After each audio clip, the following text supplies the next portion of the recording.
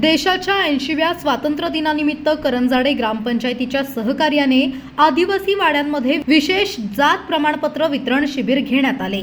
उपविभागीय अधिकारी कार्यालय व तहसीलदार कार्यालय पनवेल यांच्या माध्यमातून राबवण्यात आलेल्या या उपक्रमात आदिवासी वाडी, गायकरवाडी, लालवाडी आणि वरचीवाडी येथील नागरिकांना त्यांच्या वाडीतच महसुली सेवा उपलब्ध करून देण्यात आली।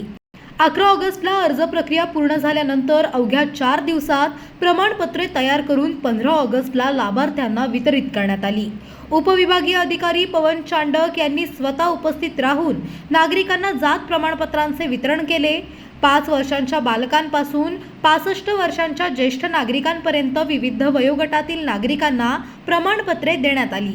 यावेळी दळीधारकांच्या सनद प्रकरणावर कार्यवाही, शासकीय योजनांची माहिती तसेच आदिवासी महिलांना वैयक्तिक स्वच्छता व मासिक पाळीच्या आरोग्याबाबत मार्गदर्शन करण्यात आले।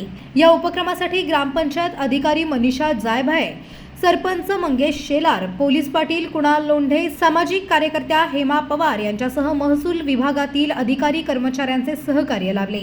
तहसीलदार मिनल भोसले भामरे यांच्या मार्गदर्शनाखाली हा उपक्रम राबवण्यात आला। शासन आपल्या दारी संकल्पनेतून नागरिकांना महत्त्वाची कागदपत्रे व शासकीय सेवांचा लाभ वाढीतच मिळाल्याने उपक्रमाचे कौतुक होत आहे।